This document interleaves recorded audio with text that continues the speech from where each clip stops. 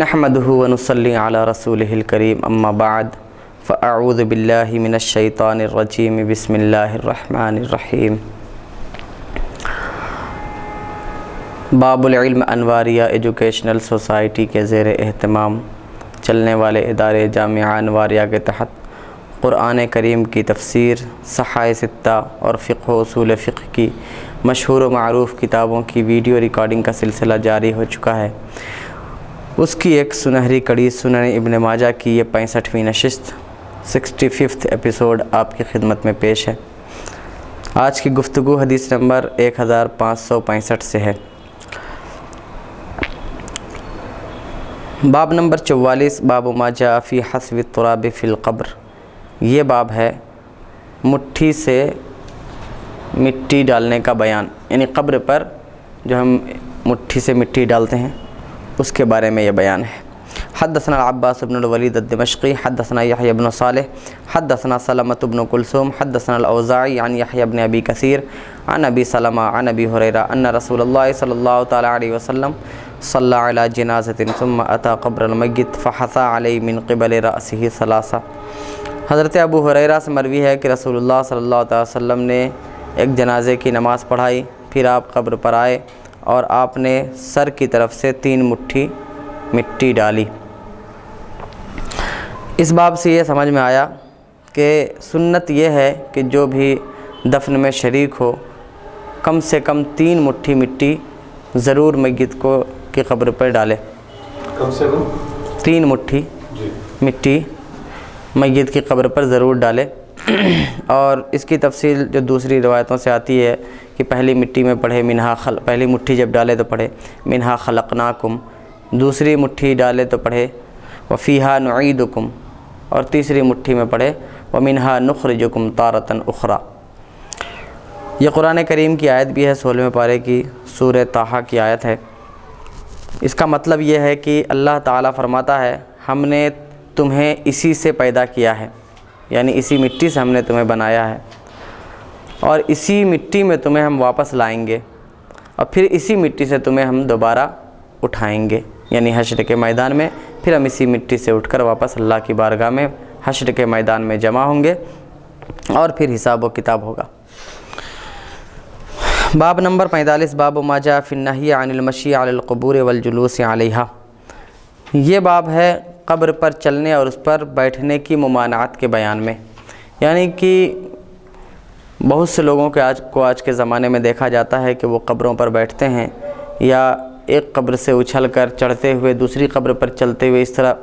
قبر پر چڑھتے ہوئے کراس کرتے ہیں اور قبر پر چلتے ہیں۔ تو ایسا کرنا ان کے لیے کس وبال کا عمل ہے، آئیے ان احادیث میں اسے سنتے ہیں۔ حدیث نمبر 1566، حدثنا سوید بن سعید حدثنا عبد العزیز بن ابی حازم عن سہیل عن ابیہ عن ابی ہریرہ قال قال رسول اللہ صلی اللہ تعالی علیہ وسلم لأن يجلس احدكم على جمرة تحرقه خیر له من ان يجلس على قبر۔ حضرت ابو ہریرہ سے مروی ہے رسول اللہ صلی اللہ تعالی علیہ وسلم نے ارشاد فرمایا کہ تم میں سے کوئی شخص انگارے پر بیٹھے جو اسے جلا دے، بہتر ہے اس سے کہ وہ قبر پر بیٹھے، یعنی قبر پر بیٹھنے سے بہتر یہ ہے کہ تم انگارے پر بیٹھ جاؤ جس سے تم جل جاؤ، تو یہ تمہارے لیے بہتر ہے، کیونکہ اگر اس انگارے سے تم جل گئے تو یہ تمہارا جلنا دنیا ہی میں ہوگا، لیکن اگر تم قبر پر بیٹھے تو اب جو جلنا ہوگا وہ یہاں نہیں، جہنم کے آگ میں جلنا ہوگا جو زیادہ ہولناک اور زیادہ خطرناک ہے۔ اللہ اکبر۔ لہذا قبر پر ہرگز نہ بیٹھیں، نہ ہی قبر پر چلیں، کیونکہ آگے چلنے کے بارے میں بھی ممانعت آئے گی۔ اور ساتھ ہی ساتھ بہت سے لوگ ایسے ہوتے ہیں، شہروں میں تو یہ چیز نہیں پائی جاتی لیکن گاؤں دیہات میں یہ پایا جاتا کہیں کہیں کہ بہت سے لوگ پاخانہ کرتے ہیں، قضائے حاجت کرنے کے لیے ضرورت سے فارغ ہونے کے لیے قبرستان کا رخ کرتے ہیں اور یعنی کہ قبر کے سامنے اپنی ضرورتیں پوری کرتے ہیں۔ ان کے سلسلے میں رسول اللہ صلی اللہ علیہ وسلم جو فرماتے ہیں وہ سنیے۔ حدیث نمبر 1567، حدثنا محمد بن اسماعیل بن سمرة حدثنا المحاربي عن الليث بن سعد عن يزيد بن أبي حبيب عن أبي الخير مرثد بن عبد الله اليزني عن عقبة بن عامر قال قال رسول الله صلى الله عليه وسلم لأن أمشي على جمرة أو سيف أو أخسف علي برجلي أحب إلي من أن أمشي على قبر مسلم وما أبالي أوسط القبور قضيت حاجتي أو وسط السوق۔ عقبہ بن عامر سے مروی ہے، فرماتے ہیں کہ رسول اللہ صلی اللہ تعالیٰ علیہ وسلم نے ارشاد فرمایا کہ انگارے پر یا تلوار پر چلنا یا نال کو یعنی چپل کو اپنے پاؤں میں سی لینا یہ بہتر ہے میرے لیے اس بات سے کہ میں کسی مسلمان کی قبر پر چلوں۔ یعنی رسول گرامی وقار صلی اللہ تعالیٰ علیہ وسلم کے فرمان کا مطلب یہ ہے کہ کسی مسلمان کی قبر پر چلنا یہ اتنا نقصان دہ ہے کہ اس سے بہتر یہ ہے کہ میں انگارے پر چلوں، آگ پر چلوں، یا میں تلوار پر چلوں کہ اس سے میرے پاؤں کٹ جائیں، یا پھر یہ کہ میں اپنے پیر کو اپنے جوتوں کو اپنے پیر سے سی دوں اور اس سینے میں جو تکلیف ہو وہ مجھے برداشت ہے، لیکن قبر پر چلنے کا جو گناہ ہو وہ اتنا بڑا ہے کہ اس کی پہنچ سے بہت باہر ہے، وہ بہت زیادہ گناہوں کا سبب ہے اور اللہ تبارک و تعالیٰ اس کی سزا دے گا۔ لہذا رسول اللہ صلی اللہ علیہ وسلم ان جملوں میں ہمیں قبر پر چلنے سے اور قبر پر بیٹھنے سے منع فرما رہے ہیں، اور آگے فرماتے ہیں کہ قبروں کے درمیان قضاء حاجت کیا جائے یا بازار میں کیا جائے، یعنی کہ قبرستان میں آدمی رفع حاجت کرے، ضرورت سے فارغ ہو، استنجا کرے، پاخانہ کرے، اس سے وہاں کرے یا بازار میں سب لوگوں کے بیچ کرے، دونوں میں کوئی فرق نہیں۔ یعنی جس طرح بازار میں کرے گا تو سب دیکھیں گے، اسی طرح قبرستان میں بھی کرنے سے یہ نہ سوچے کہ کوئی مجھے دیکھ نہیں رہا، بلکہ قبر کے مردے جو ہیں وہ تمہیں دیکھ رہے ہوتے ہیں۔ یعنی اگرچہ ہم انہیں نہیں دیکھ سکتے لیکن اللہ تبارک و تعالیٰ نے انہیں دیکھنے کی طاقت عطا فرمائی ہے، وہ ہمیں دیکھ رہے ہوتے ہیں۔ تو ہم جو چھپانا چاہتے تھے، جو ہم ستر کرنا چاہتے تھے، پردہ کرنا چاہتے تھے، وہ پردہ نہیں ہوا۔ لہذا رسول اللہ صلی اللہ علیہ وسلم نے قبرستان میں بھی یا ایسی جگہ پر جہاں کی قبرستان صاف دکھائی دیتا ہو قضاء حاجت کرنے سے منع فرمایا ہے۔ تو حاصل یہ ہوا مسلمانوں کہ الحمدللہ کہ قبر پر چلنا اور قبر پر بیٹھنا یہ رسول اللہ صلی اللہ تعالیٰ علیہ وسلم نے اس سے منع فرمایا ہے۔ قبر پر چلنے کے بارے میں یا بیٹھنے کے بارے میں ایک بات اور حدیث میں آتی ہے، وہ یہ ہے کہ جن چیزوں سے زندوں کو تکلیف ہوتی ہے انہی چیزوں سے مردوں کو بھی تکلیف ہوتی ہے۔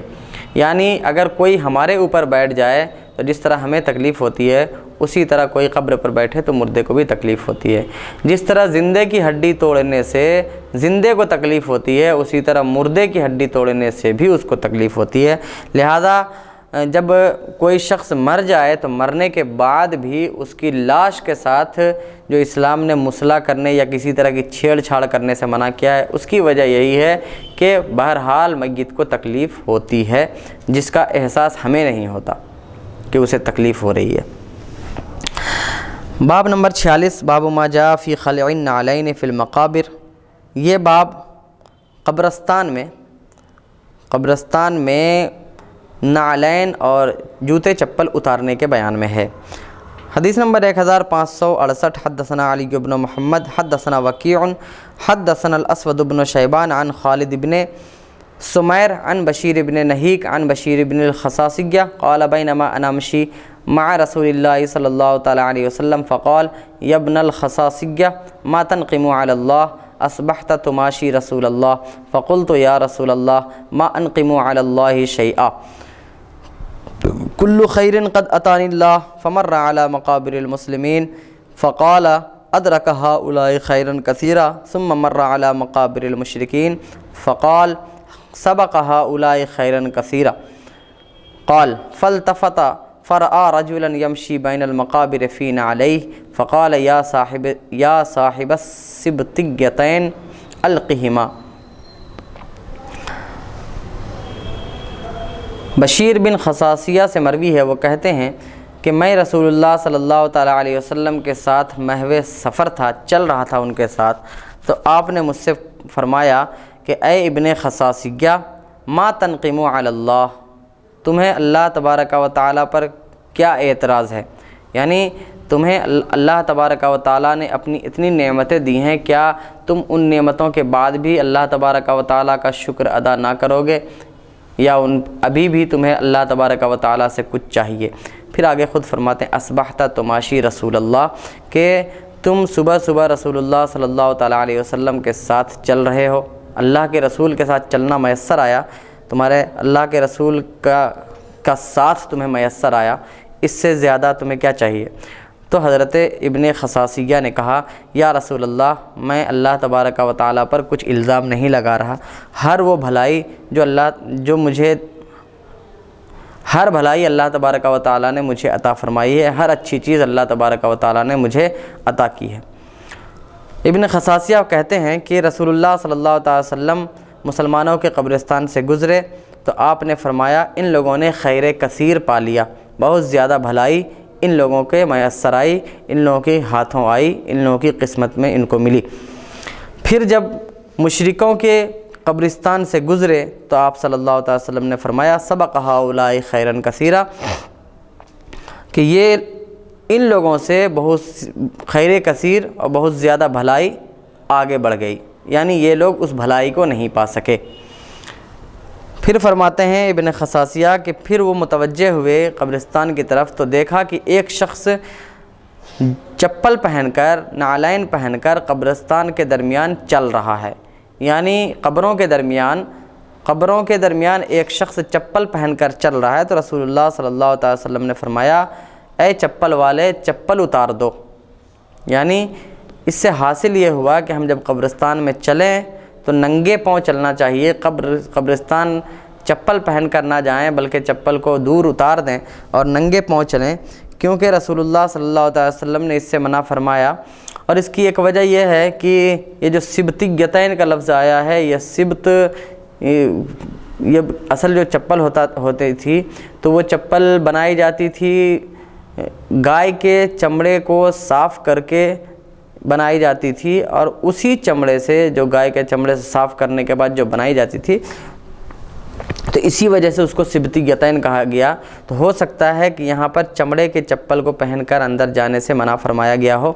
لیکن احتیاط یہی ہے اور ادب یہی ہے کہ ہم چپل اتار کر وہاں جائیں، اور اگر ہمیں اس بات کا اندیشہ ہو کہ ہمارے پاؤں میں کچھ چبھ جائے گا تو اس کو ہم دھیان رکھیں اور اپنی نظر نیچے رکھ کر چلیں اور دیکھ کر چلیں کہ ہمارے پاؤں میں کچھ نہ چبھے، کیونکہ وہ ایک ایسا گھر ہے جہاں ایک دن ہمیں خود بھی جانا ہے، اور رسول اللہ صلی اللہ تعالی وسلم نے وہاں چپل پہن کر جانے سے منع فرمایا ہے۔ تو ہمیں اس بات کو، رسول اللہ صلی اللہ علیہ وسلم کی اس تعلیم کو دھیان میں رکھنا چاہیے اور چپل پہن کر نہیں جانا چاہیے۔ دیکھنے میں یہ آتا ہے کہ بہت سے لوگ چپل پہن کر جاتے ہیں اور قبر کے اوپر بھی چڑھ جاتے ہیں چپل پہن کر۔ اللہ تبارک و تعالیٰ ایسے لوگوں کی ہدایت فرمائے اور ہمیں بھی سیکھنے، سمجھنے اور عمل کرنے کی توفیق عطا فرمائے۔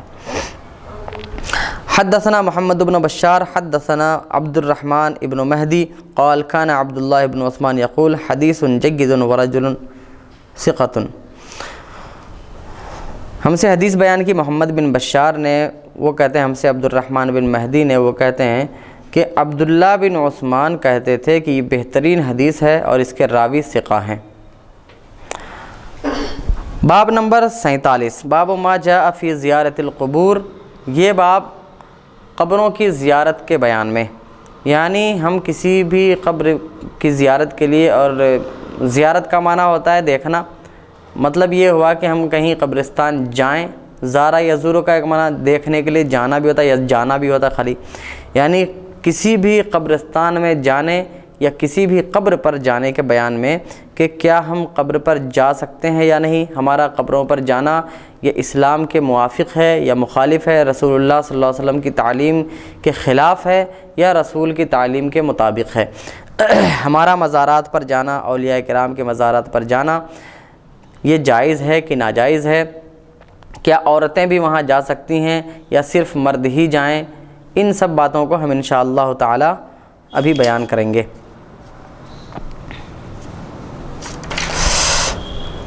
حدیث نمبر 1569 حدثنا ابو بکر بن ابی شیبہ حدثنا محمد بن عبید عن یزید بن کیسان عن ابی حازم عن ابی ہریرہ قال قال رسول اللہ صلی اللہ تعالی علیہ وسلم زوروا القبور فإنها تذکرکم الآخرہ۔ حضرت ابو ہریرہ سے مروی ہے، فرماتے ہیں کہ رسول اللہ صلی اللہ تعالی علیہ وسلم نے ارشاد فرمایا قبروں کی زیارت کرو کیونکہ یہ تمہیں آخرت کی یاد دلاتے ہیں۔ یعنی کہ قبروں کی زیارت کرنے ہم جائیں گے تو ہمیں ہماری موت یاد آئے گی، جب ہمیں موت یاد آئے گی تو یہ بھی یاد آئے گا کہ ایک دن ہمیں اس کا حساب بھی دینا ہے جو ہم زندگی گزار رہے ہیں، تو اس طرح ہمیں آخرت کی یاد آتی ہے۔ رسول اللہ صلی اللہ علیہ وسلم نے ہمیں قبروں کی زیارت کرنے کا اس حدیث میں حکم دیا۔ اگلی حدیث 1570 حدثنا ابراہیم بن سعید الجوہری حدثنا روح حدثنا بسطام بن مسلم قال سمعت ابا النیاح قال سمعت ابن ابی ملیکہ عن عائشہ ان رسول اللہ صلی اللہ تعالی علیہ وسلم رخص فی زیارت القبور۔ حضرت عائشہ صدیقہ رضی اللہ تعالی عنہ سے مروی ہے کہ رسول اللہ صلی اللہ علیہ وسلم نے قبروں کی زیارت کی رخصت عطا فرمائی، یعنی کہ قبروں کی زیارت کے لیے جا سکتے ہیں۔ حدیث نمبر 1571 حدثنا یونس بن عبد الاعلی حدثنا ابن وہب انبأنا ابن جریج عن ایوب ابن ہانی عن مسروق ابن الاجدع عن ابن مسعود ان رسول اللہ صلی اللہ تعالی علیہ وسلم قال كنت نهيتكم عن زیارت القبور فزوروها فإنها تزهد في الدنيا وتذكر الآخرة۔ حضرت ابن مسعود سے مروی ہے کہ رسول اللہ صلی اللہ تعالی علیہ وسلم نے ارشاد فرمایا کہ میں نے تمہیں قبروں کی زیارت کرنے سے منع کیا تھا، اب تم ان کی زیارت کرو، یعنی اب قبروں کی زیارت کرو کیونکہ یہ دنیا سے بے رغبتی اور آخرت کی یاد دلاتی ہے، یعنی دنیا سے بے رغبتی پیدا کرتی ہے، دنیا کی چمک دمک سے دور کرتی ہے اور دنیا سے دل اچاٹ کرتی ہے اور آخرت کی یاد دلاتی ہے قبروں کی زیارت۔ تو اس باب سے یہ معلوم ہوا کہ اللہ کے رسول صلی اللہ تعالی علیہ وسلم کی خواہش یہ ہے کہ ہم قبروں کی زیارت کیا کریں، قبروں کی زیارت کے لیے جایا کریں۔ مقصد یہ ہے کہ اگر ہم قبروں کی زیارت کو جائیں گے تو ہمیں اللہ اور آخرت کی یاد آئے گی، ہمیں موت کی یاد آئے گی، جس کی وجہ سے ہم اللہ کی طرف زیادہ اپنے آپ کو راغب کر سکتے ہیں اور اللہ کے دین کی پیروی اور اس پر عمل کرنے میں ہم زیادہ سبقت کر سکتے ہیں اور اللہ تبارک و تعالیٰ کے فرمان پر عمل ہم کر سکتے ہیں اس طور پر کہ جب ہمیں آخرت کی یاد آئے، ہمیں آخرت کا ڈر ہو کہ ایک دن حساب ہونا ہے، تو ایسی صورت میں ہم اللہ تبارک و تعالیٰ کے فرمان کی بہتر طور پر اور فرما برداری کر سکتے ہیں۔ لیکن کچھ لوگ ایسے ہیں جو یہ کہتے ہیں کہ ہمارا اولیاء کرام کی مزارات پر جانا یا دوسرے قبرستانوں میں جہاں ہمارے عام میت ہوتے ہیں، مسلمان ہوتے ہیں، مسلمانوں کے عام قبرستان میں جانا یہ انہیں اچھا نہیں لگتا اور کہتے ہیں کہ یہ شرک ہے کہ ہم اولیاء کرام کی قبرستان پر جاتے ہیں، وہاں فاتحہ پڑھتے ہیں۔ تو اس سلسلے میں گفتگو ہوگی، اس سے پہلے کہ ہم دو باب اور اسی سے متعلق ہے وہ دو باب پہلے پڑھ لیتے ہیں۔ حدیث باب نمبر 48 باب ما جاء فی زیارت قبور المشرکین۔ یہ باب ہے مشرکوں کی قبر کی زیارت کے بیان میں، یعنی مشرکین جہاں دفن ہوتے ہیں ان کے قبرستان میں جانا کیسا۔ حدیث نمبر 1562 حدثنا ابو بکر بن ابی شیبہ حدثنا محمد بن عبید حدثنا یزید بن کیسان عن ابی حازم عن ابی ہریرہ قال زار النبی صلی اللہ تعالی علیہ وسلم قبر امہ فبکا وابکا من حولہ فقال استأذنت ربی فی ان استغفر لها فلم یأذن لی واستأذنت ربی فی ان ازور قبرها فأذن لی فزوروا القبور فإنها تذکرکم الموت۔ حضرت ابو ہریرہ سے مروی ہے، فرماتے ہیں کہ نبی کریم صلی اللہ تعالی علیہ وسلم نے اپنی والدہ کی قبر کی زیارت کی تو وہ رو پڑے اور آس پاس کے لوگوں کو بھی آپ نے رلا دیا، یعنی آپ کے رونے کی وجہ سے آپ کی رونے کی کیفیت ایسی تھی کہ آس پاس کے لوگ بھی رونے لگے۔ رسول اللہ صلی اللہ علیہ وسلم نے ارشاد فرمایا کہ میں نے اپنے رب سے اجازت مانگی کہ میں اپنی والدہ کے لیے استغفار کروں، یعنی کہ مغفرت کی دعا کروں، تو اللہ تبارک و تعالیٰ نے مجھے اس کی اجازت نہ دی۔ پھر میں نے اللہ تبارک و تعالیٰ سے اس بات کی اجازت مانگی کہ میں ان کی قبر کی زیارت کروں، تو اللہ تبارک و تعالیٰ نے مجھے اس کی اجازت دے دی۔ تو تم بھی قبروں کی زیارت کرو کیونکہ یہ موت کو یاد دلاتی ہے۔ اس حدیث سے کچھ ایسا ظاہری طور پر یہ سمجھ میں آتا ہے کہ اللہ کے رسول صلی اللہ تعالیٰ علیہ وسلم کی والدہ معاذ اللہ مشرکہ تھیں، کیونکہ یہ باب ہے مشرکوں کی قبر کی زیارت کے بیان میں۔ اور دوسری بات کہ ظاہر طور پر جو یہ سمجھ میں آتا ہے اس سے کہ رسول اللہ صلی اللہ علیہ وسلم نے فرمایا کہ میں نے اپنی والدہ کی مغفرت کی دعا کرنے کے لیے رب سے اجازت مانگی تو رب تعالیٰ نے اجازت نہیں دی۔ اس سے ظاہری طور پر یہ بھی مفہوم نکلتا ہے کہ یعنی اللہ تبارک و تعالیٰ نے اس لیے اجازت نہیں دی کیونکہ وہ مشرکہ ہے، اور مشرک کے لیے دعا استغفار کرنا، مغفرت کی دعا کرنا یہ کفر ہے، اجازت نہیں ہے ایک مسلمان کو۔ لیکن اللہ تبارک و تعالیٰ نے کیوں اجازت نہیں دی، اور اللہ تبارک و تعالیٰ نے جو رسول اللہ صلی اللہ علیہ وسلم کو زیارت کرنے کا حکم دیا تو کیا کسی مشرک کی قبر کی زیارت کرنے کی اجازت دی، یعنی وہ مشرکہ تھی؟ اس بارے میں ہم ابھی تفصیلی بیان کریں گے والدین مصطفیٰ صلی اللہ علیہ وسلم کے بارے میں۔ حدیث نمبر 1573 حدثنا محمد بن اسماعیل بن البختری الواسطی حدثنا یزید بن ہارون عن ابراہیم بن سعد عن الزہری عن سالم عن ابیہ قال جاء اعرابی الى النبی صلی اللہ تعالی علیہ وسلم فقال یا رسول اللہ ان ابی کان یصل الرحم وكان فأين هو قال في النار قال فكأنه وجد من ذلك فقال يا رسول الله فأين أبوك فقال رسول الله حيثما مررت بقبر مشرك فبشره بالنار قال فأسلم الأعرابي بعد وقال لقد كفلني رسول الله صلى الله عليه وسلم التعبا ما مررت بقبر كافر إلا بشرته بالنار۔ حضرت ابن عمر عبداللہ ابن عمر سے مروی ہے، فرماتے ہیں کہ ایک اعرابی، ایک بدو نبی کریم صلی اللہ علیہ وسلم کی بارگاہ میں آ کر بولا کہ یا رسول اللہ میرا باپ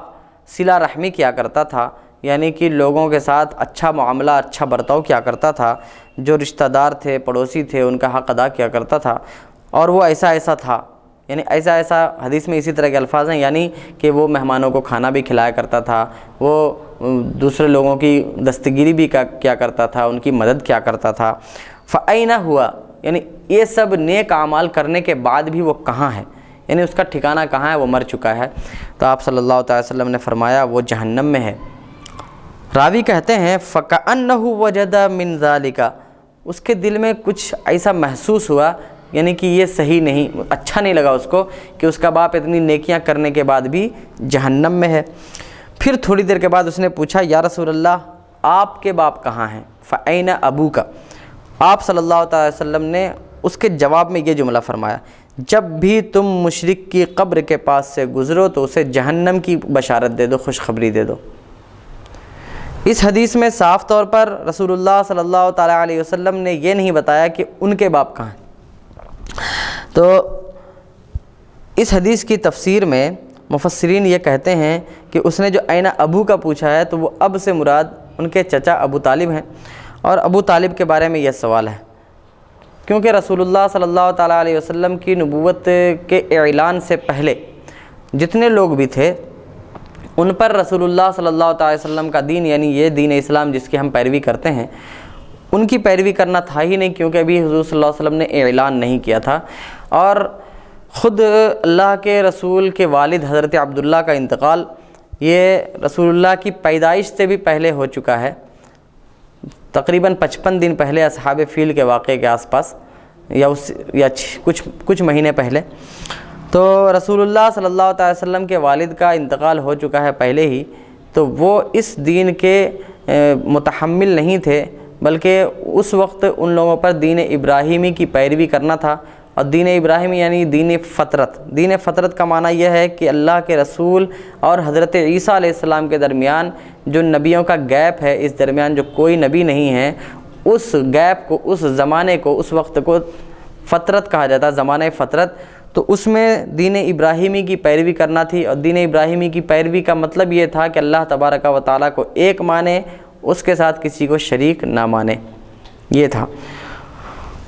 تو حضرت عبداللہ اور اس وقت کے آپ کے آباء و اجداد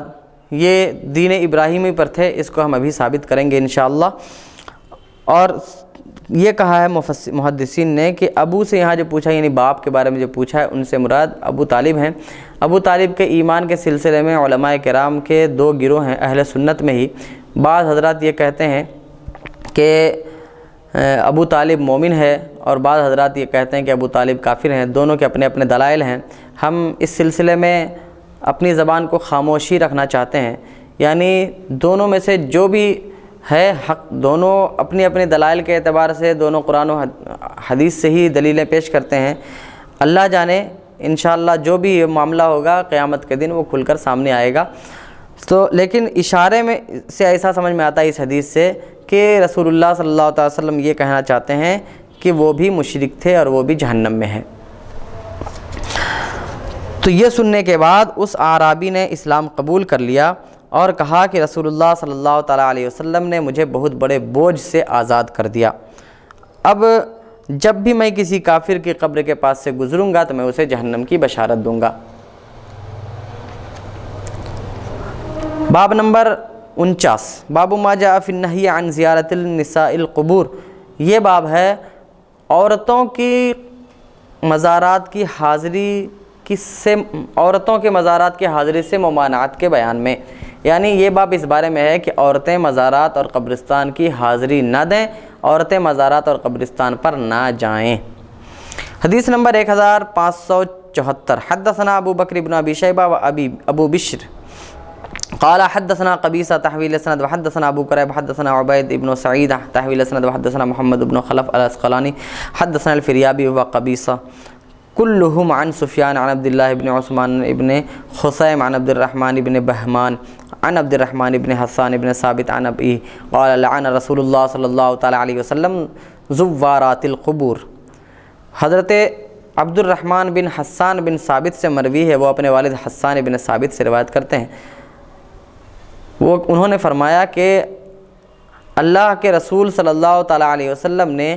قبروں کی زیارت کرنے والیوں پر یعنی کرنے والی عورتوں پر لعنت فرمائی ہے۔ یعنی جب بھی قرآن یا حدیث میں کسی بھی عمل پر لعنت کا لفظ آتا ہے تو بالاتفاق وہ کام حرام مانا جاتا ہے۔ اس حدیث سے یہ سمجھ میں آتا ہے کہ عورتوں کے لیے قبروں کی زیارت کرنا یہ حرام ہے۔ حدیث نمبر 1575، حدثنا ازہر بن مروان حدثنا عبد الوارث حدثنا محمد بن الجحادہ عن ابی صالح عن ابن عباس قال لعن رسول اللہ صلی اللہ تعالیٰ علیہ وسلم زوارات القبور۔ یہ حضرت ابن عباس سے مروی ہے۔ اس حدیث کا یہ مفہوم یہی ہے کہ رسول اللہ صلی اللہ تعالیٰ علیہ وسلم نے قبروں کی زیارت کرنے والی عورتوں پر لعنت فرمائی ہے۔ حدیث نمبر 1576، حدثنا محمد بن خلف العسقلانی ابو نصر حدثنا محمد بن طالب حدثنا ابو عوانہ عن عمر بن ابی سلمہ عن ابیہ عن ابی ہریرہ قال لعن رسول اللہ صلی اللہ علیہ وسلم زوارات القبور۔ یہ حدیث حضرت ابو ہریرہ سے مروی ہے کہ رسول اللہ صلی اللہ علیہ وسلم نے قبروں کی زیارت کرنے والی یعنی قبروں پر حاضر ہونے والی عورتوں پر لعنت فرمائی ہے۔ تو یہ باب قبروں کی زیارت سے متعلق یہ ابواب ختم ہوئے۔ اب انشاءاللہ تعالی ہم اس کو شرح مسلم شریف سے اس بارے میں گفتگو کریں گے کہ ایک تو یہ گفتگو ہے کہ قبروں کی زیارت کرنا کیسا، یعنی اور قبروں کی زیارت کرنے کے شرعی احکام کیا ہیں، قبروں کی زیارت کریں تو ہم کس طرح کریں، اور مزارات پر ہم حاضری دیں تو کیسے ہمیں مزارات پر حاضری دینا چاہیے، مزارات پر حاضری دینے کا طریقہ کیا ہے، اور مزارات پر حاضری دینے کے لیے جب جائیں تو کتنا فاصلے سے ہمیں فاتحہ پڑھنا چاہیے، درود پڑھنا چاہیے، یا جو بھی ایصال ثواب کرنا ہے، جو بھی کچھ پڑھنا ہے وہ کس انداز سے پڑھیں اور کس طرح پڑھیں، اس سلسلے میں یہ گفتگو کریں گے۔ ساتھ ہی ساتھ انشاءاللہ تعالی یہ بھی بات ہوگی کہ جو لوگ مزارات کو چومتے ہیں، بوسہ دیتے ہیں یا پھر سجدہ کرتے ہیں یا طواف کرتے ہیں، ایسا کرنا کیسا ہے۔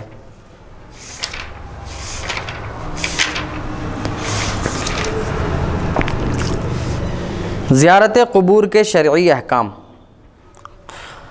زیارت قبر کرنا یہ شرعاً جائز ہے، بلکہ رسول اللہ صلی اللہ تعالیٰ علیہ وسلم کی سنت ہے، جیسا کہ ابھی ہم نے احادیث اس سلسلے میں ملاحظہ فرمائی۔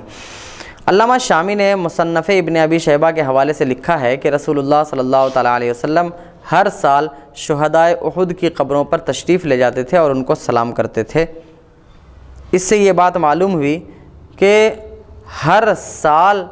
کسی خاص دن میں، یعنی کہ وہ سال ہوتا تھا شہداء احد کی شہادت کے جو دن تھے، ان دنوں میں رسول اللہ صلی اللہ علیہ وسلم ہر سال شہداء احد کی قبروں پر تشریف لے جاتے اور ان کو سلام کرتے تھے۔ اسی سے ہر سال اولیاء خاص اولیاء کرام کے مزارات پر جانے کا ثبوت بھی ہوتا ہے۔ صوفیاء کرام عرس کی اصل اسی حدیث کو قرار دیتے ہیں، یعنی رسول اللہ صلی اللہ علیہ وسلم کا ہر سال احد کے میدان میں شہداء کرام کی قبرستان پر جانا۔ علامہ شامی لکھتے ہیں کہ ملا علی قاری نے شرح الباب میں آداب زیارت بیان کرتے ہوئے فرمایا ہے کہ زائر، یعنی جو لوگ جاتے ہیں قبروں کی زیارت کرنے کے لیے، زائر میت کے پیروں کی جانب سے آئے، یعنی کہ پائنتی سے آئے، پاؤں کی جانب سے آئے، تاکہ میت کو زائر کو دیکھنے میں دشواری نہ ہو۔ یعنی ہم پاؤں کی طرف سے اس لیے آئیں تاکہ ہم جس کو دیکھنے کے لیے گئے ہیں وہ ہمیں آسانی سے دیکھ سکیں، ان کو دشواری نہ ہو۔ اور السلام علیکم کہے، پھر کھڑا ہو کر لمبی دعا مانگے، اور اگر بیٹھے تو قبر سے اتنی دور بیٹھے جتنی دور زندگی میں بیٹھا کرتا تھا۔ مثلا اگر وہ ہمارے پیر ہیں یا ہمارے والد ہیں تو موت سے پہلے ہمارا ان کے ساتھ جس طرح ملنا جلنا تھا، ہماری ان کی جتنی بے تکلفی تھی، دور ہم ان سے جتنا بیٹھا کرتے تھے، زندگی میں جتنا دور بیٹھا کرتے تھے، موت کے بعد بھی اسی ادب کا خیال رکھیں اور اسی طرح دور بیٹھ کر دعا پڑھیں، فاتحہ کریں، جو لمبی دعا کرنی ہے، جس طرح کی دعا کرنی ہے وہ کریں۔ اس بات کو بھی علامہ شامی نے، علامہ ابن عابدین شامی نے رد المحتار میں، یعنی کہ فتاوی شامی میں لکھا ہے، جلد 1 صفحہ نمبر 843، مطبوعہ عثمانیہ استنبول۔ عالمگیری میں ہے کہ 7 مرتبہ سورہ اخلاص پڑھ کر میت کو ثواب پہنچائے، نہ قبر کو چھوئے نہ بوسہ دے، کیونکہ یہ نصارہ کی عادت ہے۔ یعنی سورہ اخلاص یا اسی طرح اور بھی کوئی بھی کچھ بھی قرآن کریم کی آیت کی تلاوت کر کے میت کو اس کا ثواب پہنچائیں، لیکن قبر کو نہ چھوئیں نہ قبروں کو بوسہ دیں، کیونکہ یہ نصارہ کی عادت ہے۔ البتہ ماں باپ کی قبر کو بوسہ دینے میں کوئی حرج نہیں، اور پھولوں اور خوشبودار چیزوں کو قبر پر رکھنا مستحسن ہے۔ یعنی اگر کوئی خوشبودار چیز یا پھول ہم قبر پر رکھتے ہیں تو یہ اچھا ہے، پسندیدہ عمل ہے، اور اس کی دلیل، اس کی اصل وہ حدیث ہے جس میں رسول اللہ صلی اللہ تعالیٰ علیہ وسلم نے، مسلم شریف کی حدیث ہے کہ دیکھا آپ نے کہ 2 قبروں پر عذاب ہو رہا ہے، تو آپ نے کھجور کی شاخ منگا کر اس کو 2 ٹکڑے کر کے دونوں قبروں پر ڈال دیا تھا، اور فرمایا تھا کہ جب تک یہ ہرے رہیں گے اللہ کی تسبیح بیان کریں گے، اور ان کی وجہ سے اللہ تبارک و تعالیٰ ان کے عذاب کو رفع فرمائے گا، دور فرمائے گا۔ تو یہ پھولوں کے ڈالنے یا اور بھی کچھ خوشبو وغیرہ ڈالنے کی اصل وہی ہے کہ یہ اچھی چیزیں اللہ تبارک و تعالیٰ کی تسبیح بیان کریں گی، تو جب تک تسبیح بیان ہوگی ان کے لیے راحت رہے گی اور انہیں ثواب پہنچتا رہے گا۔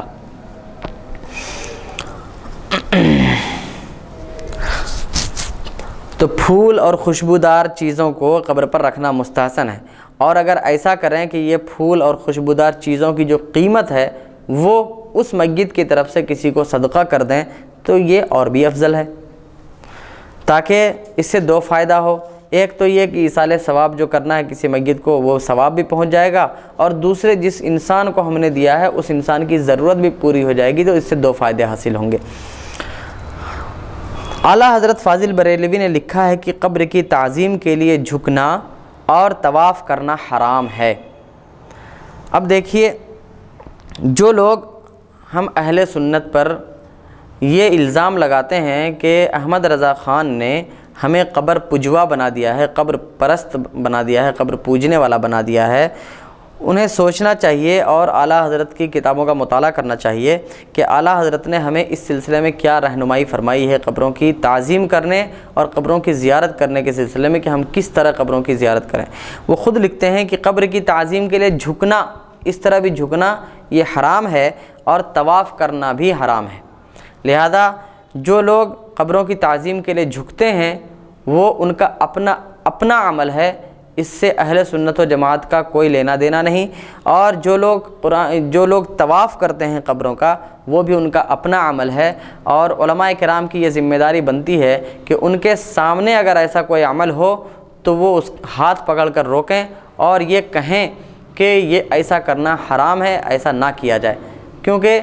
طواف صرف خانہ کعبہ کا ہی جائز ہے، خود رسول اللہ صلی اللہ تعالیٰ علیہ وسلم کے روضے کا بھی طواف حرام ہے۔ اور کچھ لوگ ایسے بھی ہوتے ہیں جو جا کر مزار پہ جاتے ہیں اور سجدہ کر دیتے ہیں۔ تو سجدہ جو کرتے ہیں تو اتنا تو ہم یقین کے ساتھ کہہ سکتے ہیں کہ کوئی بھی مسلمان وہ جو سجدہ کرتا ہے اس قبر کو، یعنی صاحب قبر کو، تو وہ سجدہ عبادت کی نیت سے نہیں ہوتا۔ تو اور اگر بائی چانس کوئی اگر عبادت کی نیت سے کرتا ہے تو وہ تو شرک ہے، لیکن اگر عبادت کی نیت سے نہیں کرتا، تعظیم کی نیت سے سجدہ کرتا ہے، تو بھی سجدہ تعظیمی اعلیٰ حضرت نے خود لکھا ہے کہ یہ ناجائز و حرام ہے۔ ادب کے لیے، ادب کرنے کے لیے، ریسپیکٹ یعنی سجدہ فار ریسپیکٹ اگر کوئی کرتا ہے تو ایسی صورت میں بھی اعلیٰ حضرت نے لکھا ہے کہ ریسپیکٹ اور تعظیم کے لیے جو سجدہ کیا جاتا ہے جیسے مزارات پر، وہ بھی حرام ہے۔ تو اہل سنت و جماعت کا اس معاملے میں موقف ایک دم صاف ہے، ان کا کہنا ایک دم صاف ہے کہ قبر کی تعظیم کے لیے جھکنا بھی حرام اور قبر کا طواف کرنا بھی حرام، سجدہ کرنا بھی حرام، چاہے وہ سجدہ تعظیمی ہی کیوں نہ ہو۔ لہذا قبروں کو ہم کیسے، قبروں کی زیارت کیسے کریں اس کو اور تفصیل سے بیان کرتے ہیں۔ علامہ ابن الحاج نے زیارت قبور کے احکام بہت تفصیل کے ساتھ بیان کیے ہیں۔ وہ لکھتے ہیں کہ نبی کریم صلی اللہ تعالیٰ علیہ وسلم نے پہلے زیارت قبر سے روکا تھا،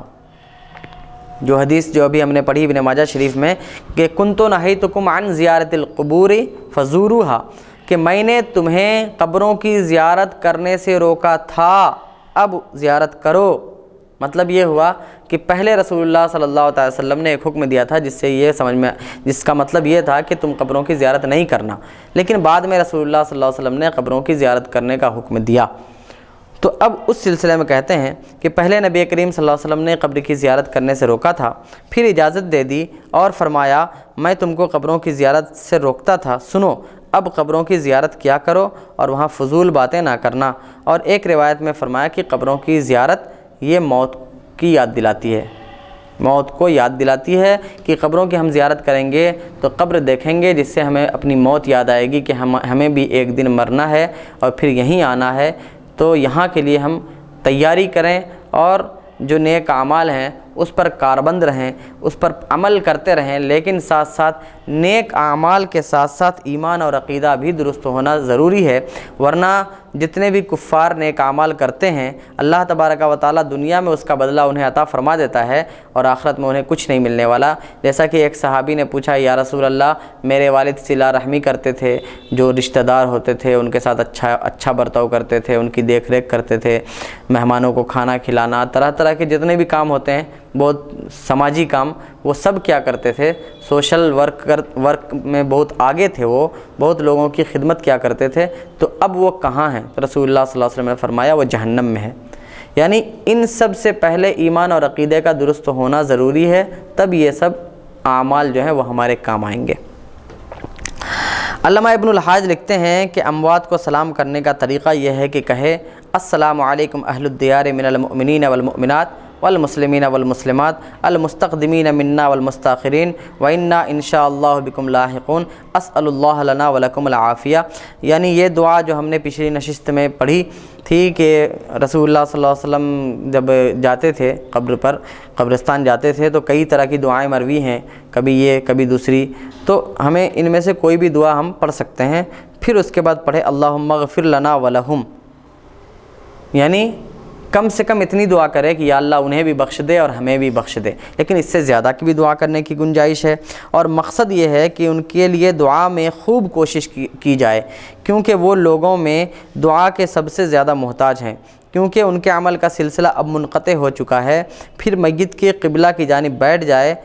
یعنی قبر کی قبلہ کی طرف بیٹھ جائے، اور اسے اختیار ہے کہ میت کے پیروں کی جانب بیٹھے یا چہرے کی جانب، پھر اللہ عز و جل کی حمد و ثنا کرے، پھر نبی صلی اللہ علیہ وسلم پر درود شریف پڑھے، پھر جس قدر ہو سکے میت کے لیے دعا کرے۔ اسی طرح جب کبھی کسی شخص پر یا مسلمانوں پر کوئی آفت یا مصیبت آ پڑے تو ان قبروں کے پاس آ کر دعا کرے اور اللہ تعالیٰ سے گڑ گڑا کر دعا مانگے کہ اللہ تعالیٰ اس مصیبت کو دور کر دے۔ یہ عام قبروں کی زیارت کا طریقہ ہے۔ تو یہ جو ہم نے پورا پڑھا اس میں یہ تھا کہ ہم جب قبرستان جائیں تو دعا کریں اللہم اغفر لنا ولہم کہ اللہ ہمیں بھی بخش دے انہیں بھی بخش دے، یا اس سے زیادہ بھی ہم دعا کر سکتے ہیں کیونکہ انہیں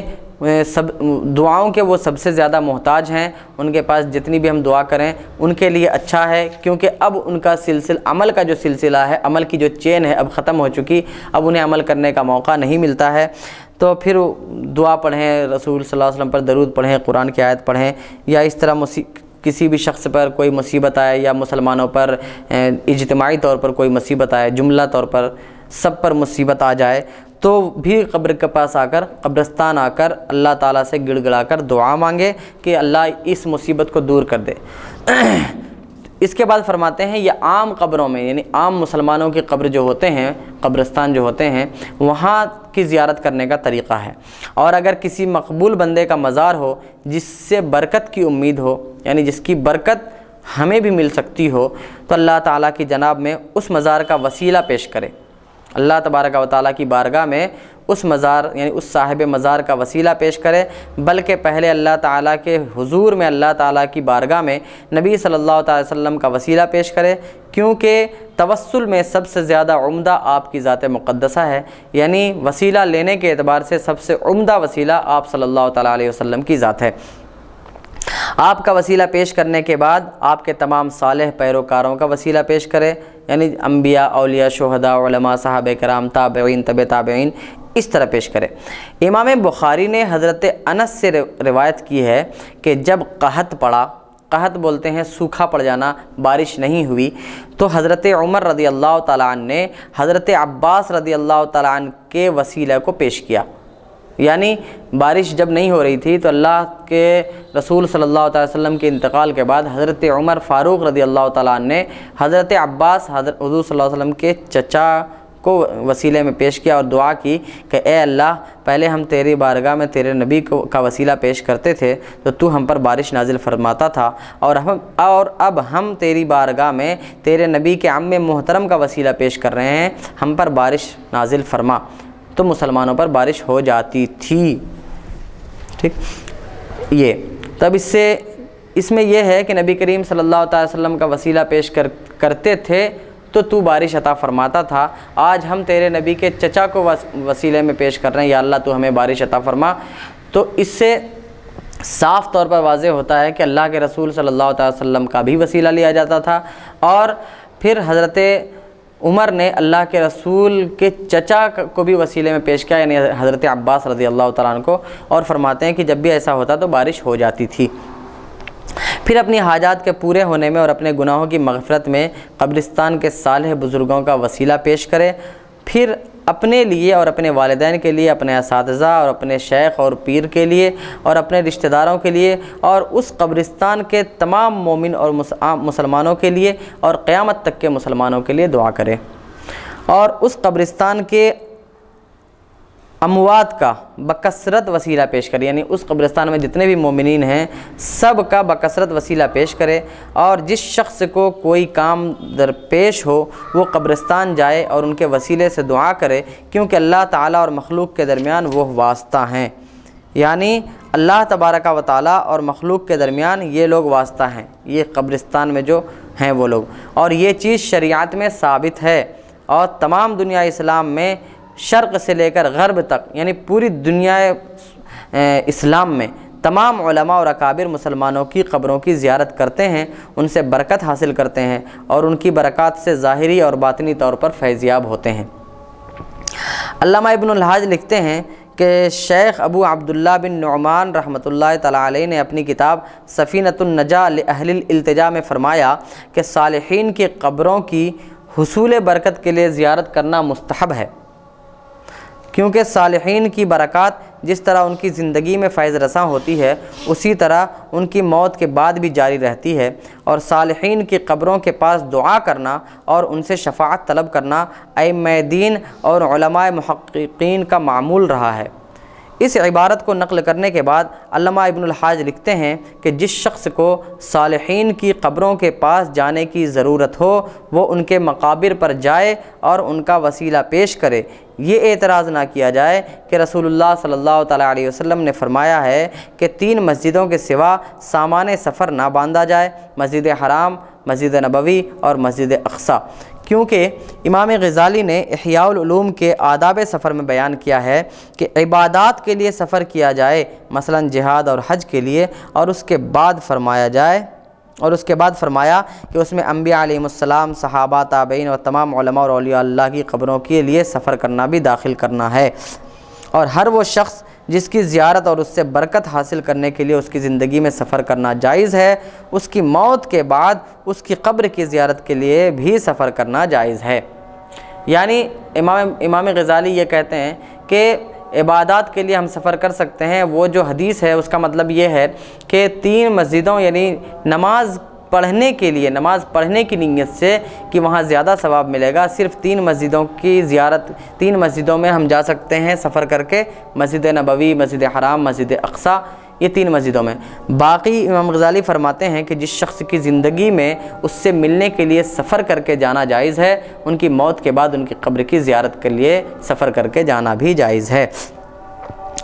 اور حدیث شریف کا مطلب یہ ہے کہ ان 3 مساجد کے سوا کسی اور مسجد کی زیارت کے لیے سامان سفر نہ باندھا جائے، یعنی کسی اور مسجد کی زیارت کے لیے نہ جایا جائے۔ اللہ تبارک و تعالیٰ سے دعا ہے کہ ہم تمام مسلمانوں کو احکام شریعت پر عمل کرنے کی توفیق عطا فرمائے، ہم تمام مسلمانوں کو وہ کرنے کی توفیق عطا فرمائے جو قرآن و حدیث سے ثابت ہے، اور ایمان کی لٹیروں سے ہماری حفاظت فرمائے۔ وما علینا الا البلاغ۔ السلام علیکم۔